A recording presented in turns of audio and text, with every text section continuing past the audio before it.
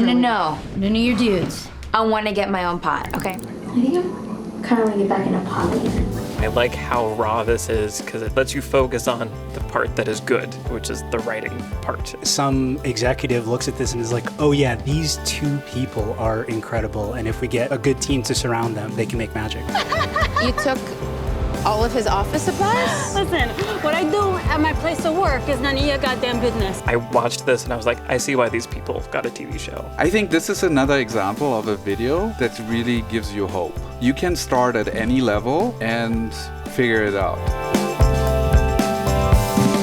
So we're about to watch early Broad City episode when they were just starting on YouTube. It's called Broad City Episode 2. Abbi gets back into pot, Part 1. We're about to experience something that's fascinating, is like the sound quality, and this is terrible. But the writing, I think, is like really like spot on, and mostly the character design. Like one of the hardest things I think is to create really interesting characters, and there's this quote by John York, who wrote this book, Into the Woods. It's one of my favorite screenwriting books, but he talks about the key to a compelling character is this kind of inner conflict of like your inner self and how you wish to be perceived, and seeing characters struggle with that, like kind of Don Draper and Mad Men, like these characters that want to be perceived some way, but you also have a window into like who they really are, and that tension is what creates a really interesting character that draws you in. And Abbi is 100% that, and is about to like interact with that in a very literal way. And so that's what I love about this video. I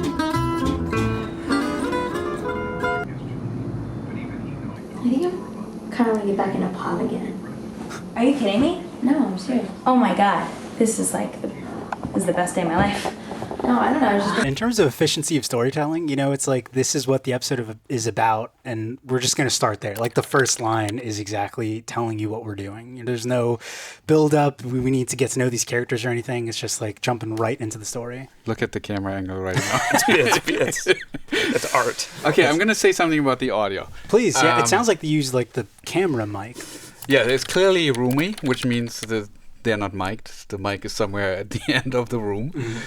And like camera work, you can forgive. It's like no problem. The story's great. And this works still. I'm not saying this doesn't work. I think you're right. The storytelling matters. But this would be such an easy fix. And having really crystal clear audio where you really feel like it's present is so important. Like that's the one thing I would say don't sacrifice audio. Like even this, you could just take it into Isotope back then. It was very expensive software, but now you can do it in Adobe Podcast to the website. You pop that in and it's going to be present and it's going to be nice and clean. Yeah, no excuse for that kind of stuff today. If only they had AI back when this was made, they could have cleaned it up.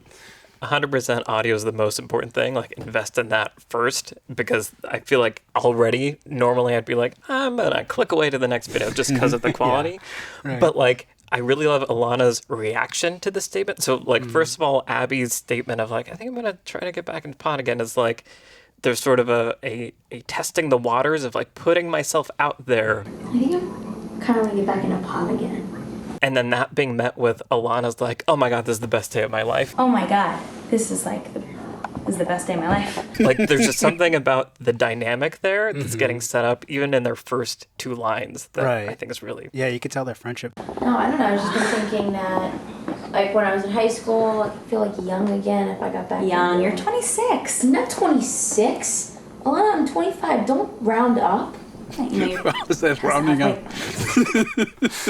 So I feel like already there's a lot happening in that dialogue of like, so we know that Abbi kind of wants to like feel young again, and this is why she's trying to like, you know, I want to do something that will make me, you know, feel exciting and young again. I also like very much relate to being 26 and thinking you're old. And as a 38-year-old, I find that hilarious now. The kind of neuroticism of Abbi is getting established very quickly. And again, how Ilana reacts to her and relates to or doesn't with what she's saying, I think is establishing this like this relationship that is going to be the engine of what eventually becomes like a whole TV series. What a fluke! What? Ilana? Oh, it's not big. It's like, What a fluke! I am not down for that. Yeah, I was going to say, it's like so defined here already. Like, if the production quality was better, you could take all that dialogue and it would totally work. And you'd be like, oh yeah, it's just another episode of Broad City. It's not like they were trying to be good and then like found their way later on. Like, you can tell that their sensibilities of comedy is already so sharp. And I think the rawness helps this, actually. Like, I'm more invested because it feels authentic, and it's like I can tell they probably didn't even think about the lighting. At least that's what it looks like. Lights are on. Certainly not. And the cameraman was like, "Oh, she's moving. I'm in the way. Where do I go?" Yeah, but I find stuff like this so inspiring. I feel like you see that like in early Greta Gerwig and Duplass Brothers movies, where they like don't think about that stuff. And I think nowadays, like the place where YouTube is at, everything is so high production quality, and I feel like that's the first thing that people think about is like, how do we make this look good? I would argue if this would be perfectly lit and shot, it wouldn't work as well. Ooh, you think so? so? Because it has this like innocence and charm to it, where I'm like, I'm invested. Like I forgive everything at this point. I know. Well, you can see how like some executive looks at this and is like, oh yeah, these two people are incredible, and if we get a good team to surround them, like, you know, they can make magic. And, you know, I mean, obviously web series don't transition into TV shows today in the same way that they did back then. But, you know, a lot of people try to make stuff, and it's fascinating to me when something can be so rough, but also have such a strong kernel that you know that you can like build something great off of it. Oh, shit. I just finished my last shit this morning. No, I don't even want yours. That's the whole point. I don't know if you guys feel this way, but I think bleeping out a curse word always is so much funnier than if you just leave it in. And I wonder why they would do that, because I don't know if back in the day YouTube, you know. They wouldn't know back then. They had no idea. Ilana, it's like the risk of like having to like call someone and go get it myself and like roll it and smoke it. It's the whole thing about the thrill of it. Doing it myself, risking it. That's beautiful. Wow. It's beautiful. There's Also notice, I don't think they've cut at all. I think this is a Oner. And so they haven't shot any coverage on this. They're like, we're just going to run this, and whatever the best take is what it's going to be. Yeah. And I'm curious to now find out if they continue doing that for the rest of the video. I respect that so much. I think like Oners have kind of become like such a film bro thing to point out these days. And I do it myself all the time, but it's funny how much stronger certain things are when they're in one shot. And I think comedy is very effective in that way, where because they're so good bouncing off of each other that you don't notice it. this dude I know that lived on my floor last year, and he's like, he would be home tonight. He's like lame like us. Awesome. So yeah. All right. This is gonna be good. We do this. The reset. The audio's better at the end, which means that the mic was at the camera. It's the camera mic, basically, that they're using. To hang so long on the reaction shot. You know, you can see a world where they just like cut to the next scene, but you really feel her shift internally before we move on. Yeah, and that's everything that comes after this is just kind of silly. But I just really appreciated, like, in that one scene, setting up the psychology of these two characters, and like I'm like immediately with Abbi and her neurosis of like, I want to feel cool, but I'm not, like, but that's okay, but it's not. I feel like in terms of efficient character writing, this is a really great example. If you can look through the production quality, it's just, I watched this and I was like, I see why these people got a TV show. Like, it's just really good writing. And we're just laughing and sipping on champagne with like candlelight. Because that happens all the time. Riri leans in for a kiss, and then She goes down on you. yeah. Yeah, you say that story a lot. Oh, cool. Do you think there's anything like super distinct that they did that makes it so charming so immediately? I think so much of it is in the performance, and I think their relationship is a really interesting one that gets explored more as the show goes on.